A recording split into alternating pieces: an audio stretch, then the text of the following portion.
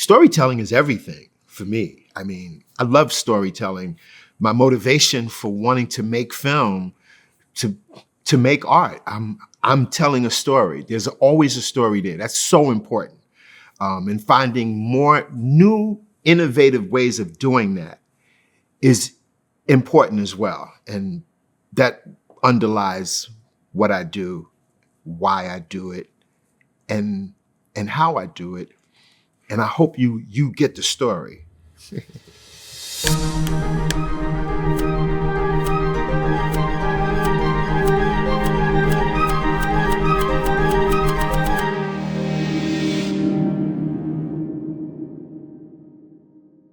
First, I'd like to ask you to introduce yourself and tell us what you do.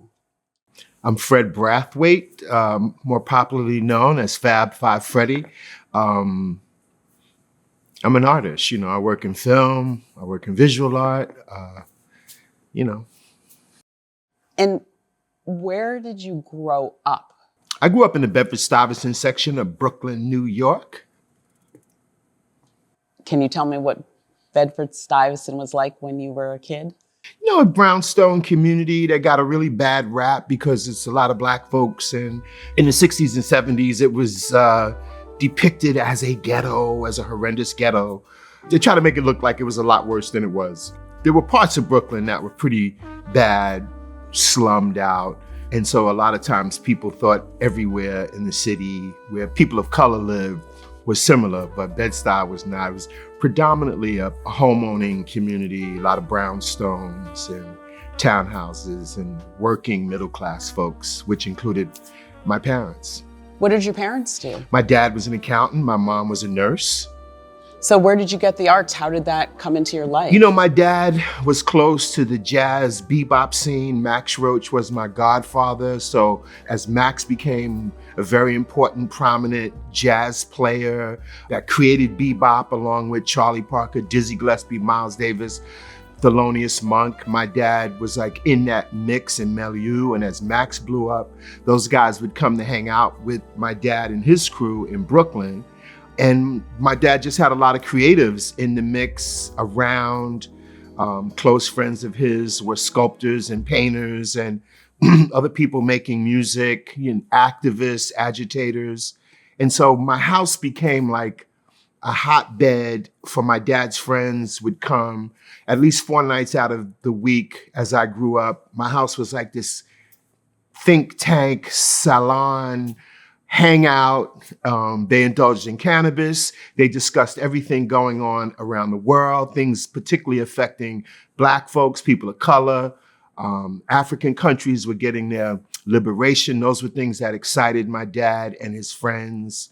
So that's some of the stuff that was going on around me as a kid, playing with G.I. Joe, not realizing how much of this really rubbed off on me.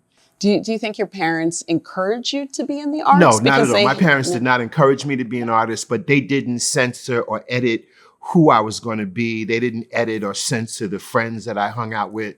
So essentially, as homeowners in Bed-Stuy, typically the people that owned homes didn't let their kids play with any and everybody. My parents didn't censor my friends, so I ran with some of the best of the worst at that time.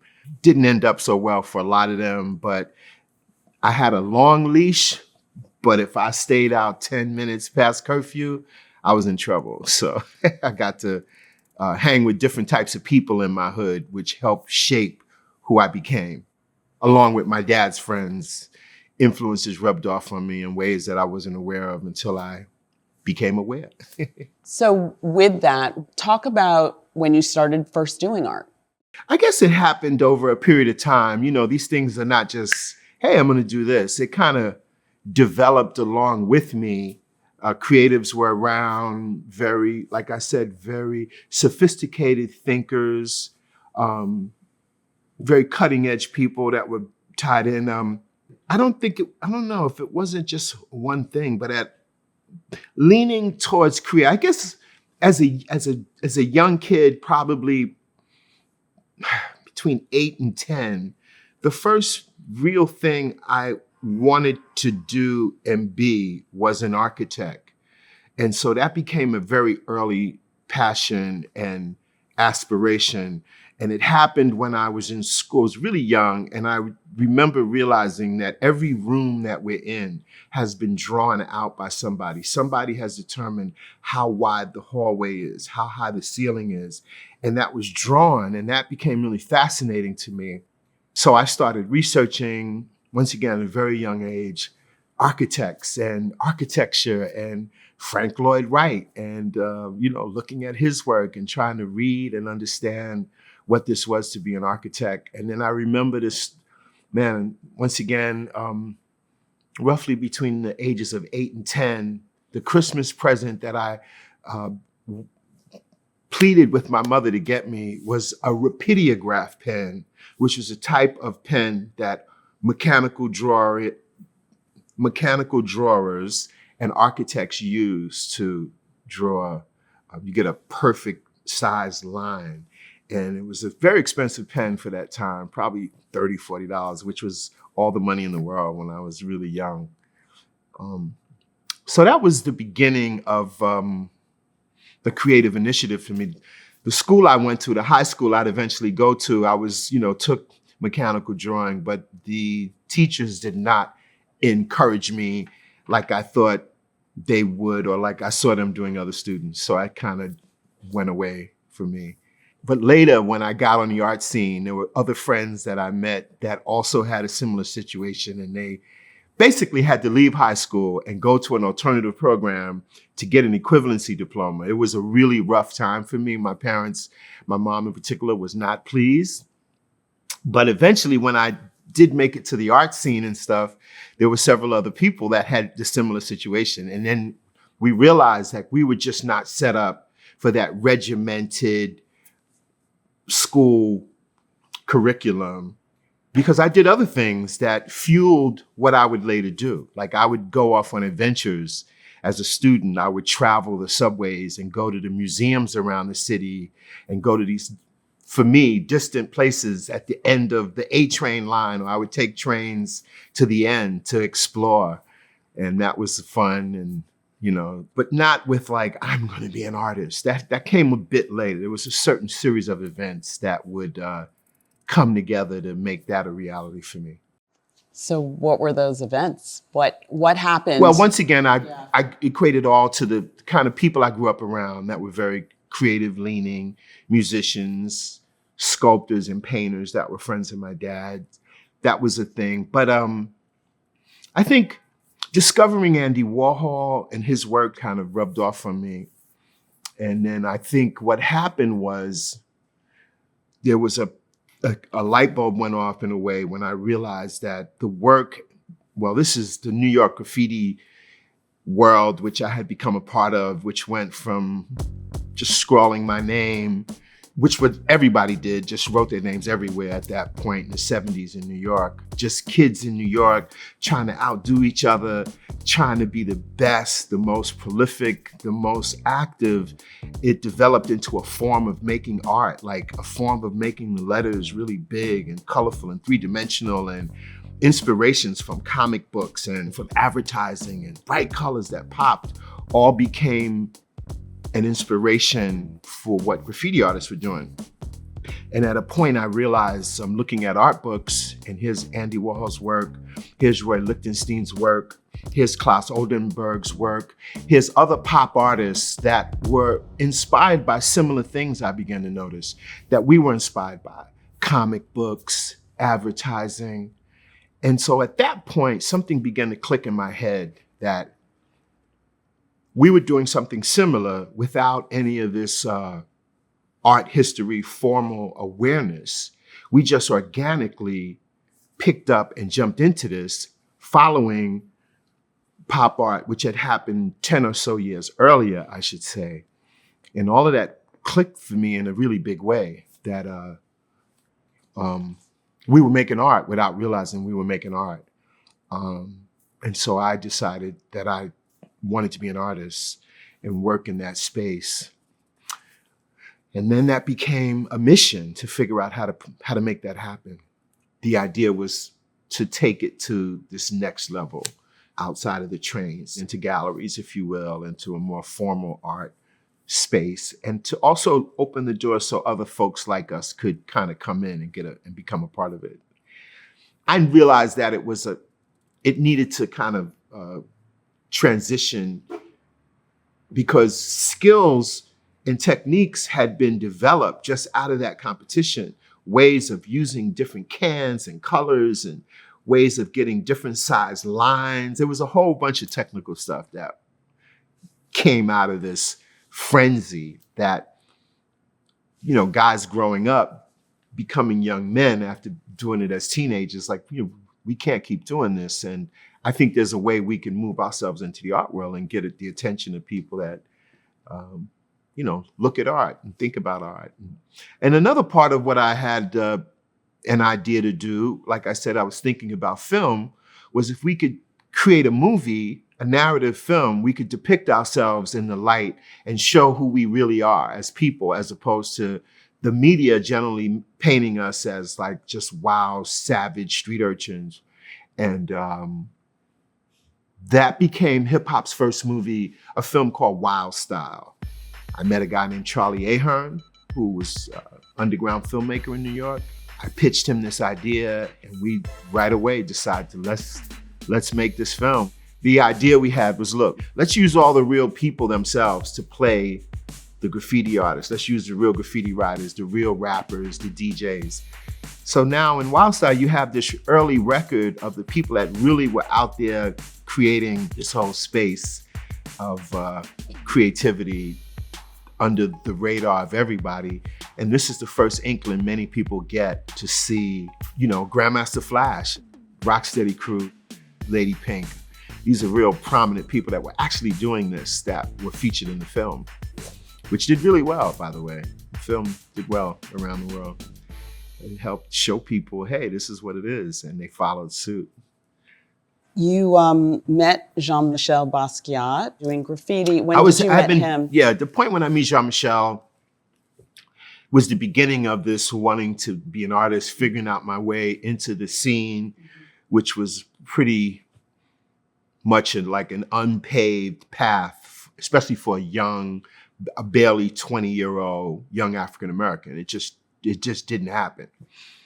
And so a part of what I was thinking about was how to make an impact, how to like circumnavigate the apparent obstacles to do what I wanted to do.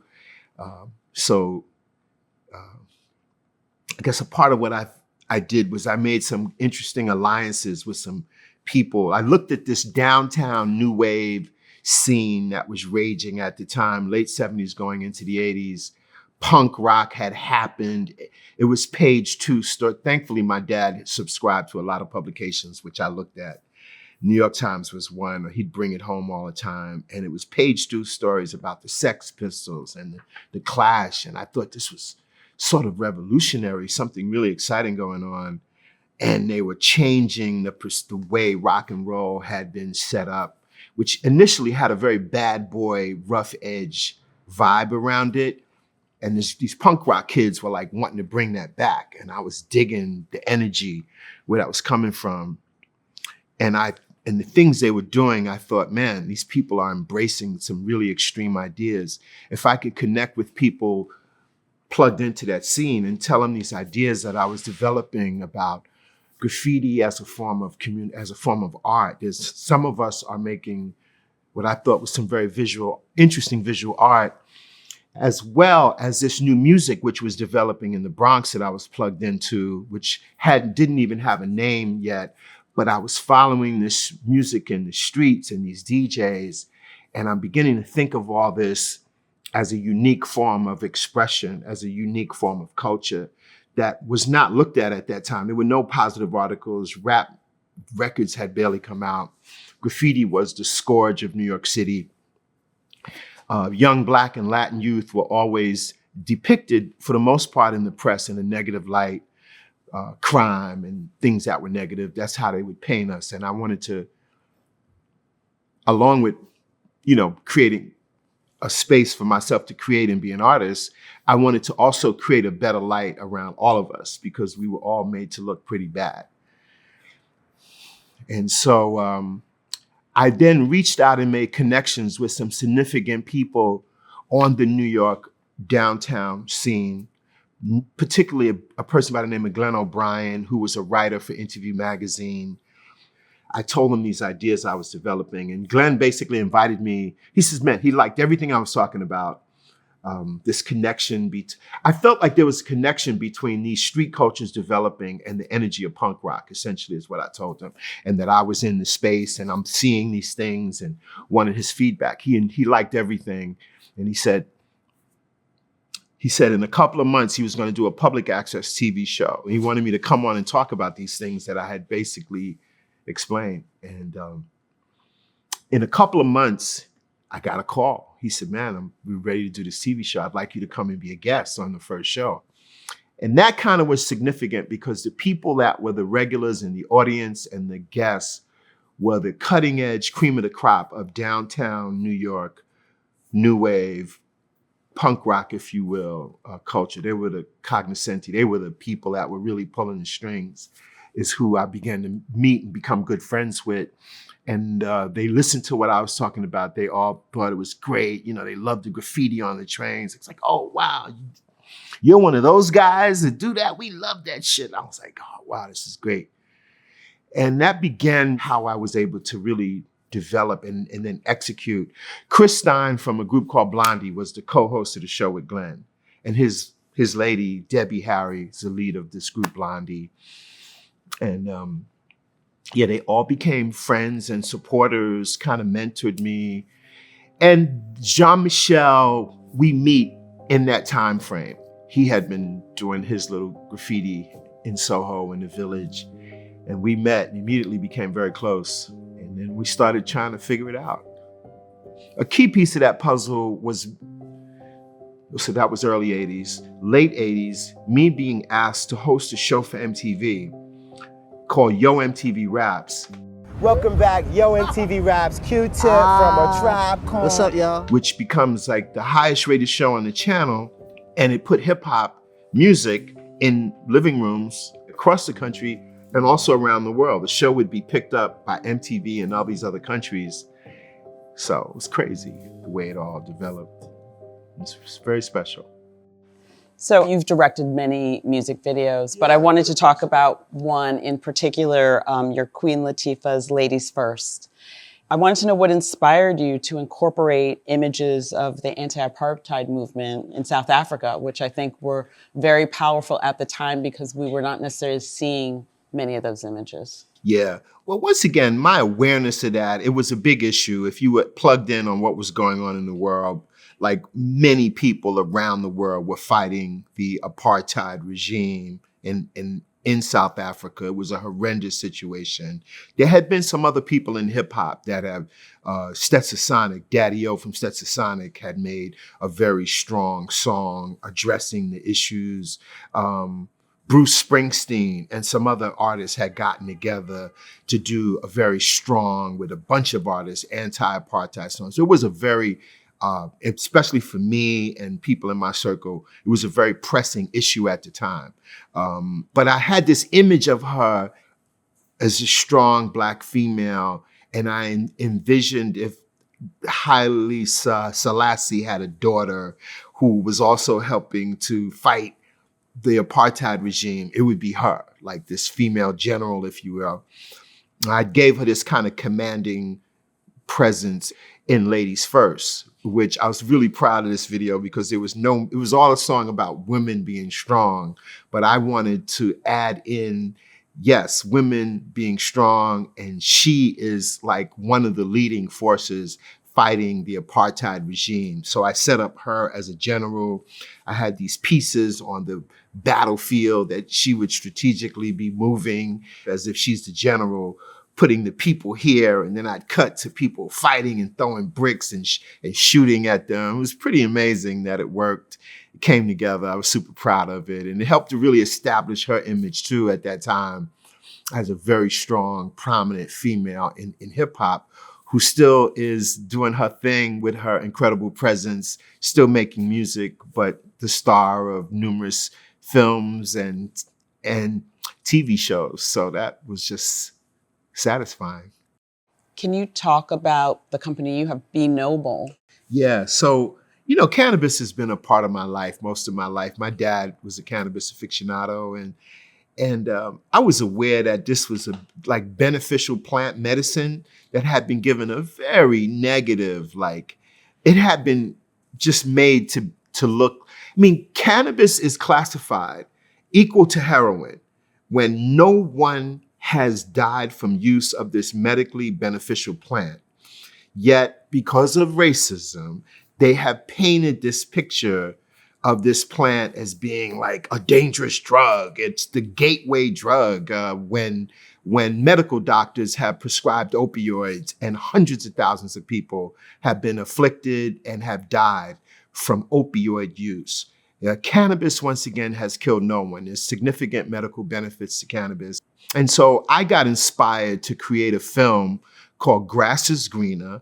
You can see on Netflix that showcases the history of cannabis in America, the reasons why it was criminalized, once again, the racism and the lies that were forced upon us, the reefer madness era that scared the hell out of people. If you smoke this plant, you'll be criminally insane, is literally the thrust of it, led by a man by the name of Harry Anslinger.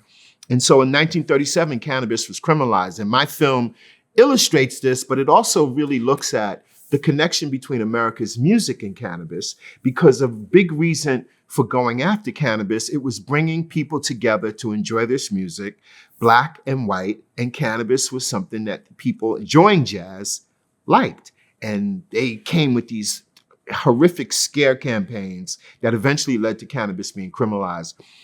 But I also, in this film, wanted to look at the criminal misjustice, if you will, that disproportionately has criminalized hundreds of thousands of Black and brown folks and forced them into prisons. And I had to look at that.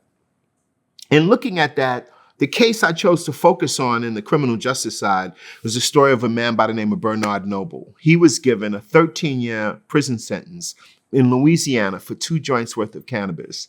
And I just said, this is unbelievable. I have to look at this guy's case.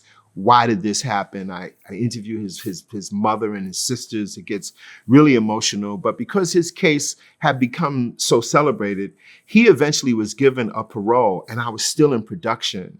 So me and my crew hop on a plane to fly back to Louisiana, and we document him walking out of prison into his family's arms. And it was such a moving moment.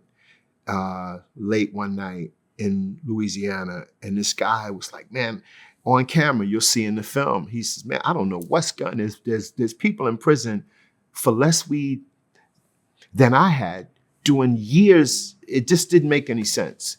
And his name is Bernard Noble, and that inspired me to create a cannabis brand in his name that we call Be Noble. So the brand right now has been we're in 9 states. We take care of Bernard. Bernard is living well, and we donate a portion of our revenue in the different states we're in to organizations helping people that have been victims of coming out of the system, had been criminalized and coming out of prison. And so the Be Noble brand, which once again grew out of the film I made called Grass is Greener, has become like a real thing, which I'm blown away by and super excited about. I'm going to go back to hip hop. Last year was the 50th anniversary of hip hop. What do you think about this journey 50 years plus later? Yeah, 50 years of hip hop, all the events and the acknowledgements of this incredible culture that happened all last year were mind-boggling to me. To see this thing grow, so many people jump on board, it was really amazing and exciting. And the biggest kind of moment was to be at a sold-out Yankee Stadium on August 11th, which is that kind of date when Kool Herc gave that first party. I was like, of course I gotta go, but I was blown away. The intensity of the crowd, grown people that grew up with hip hop culture with their Run DMC t-shirts on and the big gold chains, and just the whole hip hop energy, to look. Every groups from the very beginning all the way to Nas and Lauryn Hill came out on that stage and tore it up. You can watch it all on YouTube, by the way. The whole 8-hour concert is like on there. And that was like something that really made me go, man, this is wow. You know, when you're so close to something, sometimes it's hard to gauge how people really feel about it. And once again, Yankee Stadium in the Bronx, where when hip hop was being born in the 70s, I can remember the Yankees were in the World Series, and on TV watching this game, you can see fires in the distance around Yankee Stadium burning, because at that time in the 70s, the Bronx was burning. Landlords were literally burning down their apartment buildings because they weren't making the money they felt that they could make from the people of color that were now living in these buildings. It was like a horrendous scene, and hip hop was being born at that time. And to see Yankee Stadium sold out with all these fans was quite a pivotal moment. So yeah, it was special. What can you say? In the early days of hip hop, did you ever imagine how universal it would be? And absolutely not. I didn't think I wasn't thinking this far into the future back then. You know, I always give the example of the motivation behind Wild Style. We were trying to rock our core group of friends, our core group of people making it happen from the Bronx up in Manhattan, from the ghettos of New York, and also the friends we had in the art world and our art friends. We were just completely we couldn't envision. But an interesting story, you know, when we were trying to get Wild Style made, Charlie Ahern and I had numerous meetings with funding sources. We brought in pictures, and once again, there's very little press on what this is, but we gave illustrations of here's this form of art, here's this new music being developed. We want to make a movie about these people making this happen. Nobody came on board. We went to all the sources where real classic independent filmmakers went. It was German TV, ZDF, and the Fourth Channel in London that both heard about what we were trying to do, and they basically offered us a decent amount of money to buy the TV pre-sale, which when we went back, it was some of the people that said no. When they saw like German television, English television, for the Fourth Channel were getting involved, they said, okay, we're going to come on board. And so that's what got it going. And so we knew it was going to air in Germany. We knew it was going to air in England. And it caught fire over there. And so in Germany and England, the seeds were planted. And people started breakdancing and copying the moves and the style and the whole swagger. It was mind-boggling, but it was the first indication that this culture could translate. Because, you know, rap particularly is so English language based. How could somebody in, French or Italian or German understand? But they did understand. They did get it. Just to feel the vibe. They're like, I know what these guys are talking about. I'm gonna talk about what's going on here with us. And that continues to this day. It's pretty amazing to see it go down worldwide.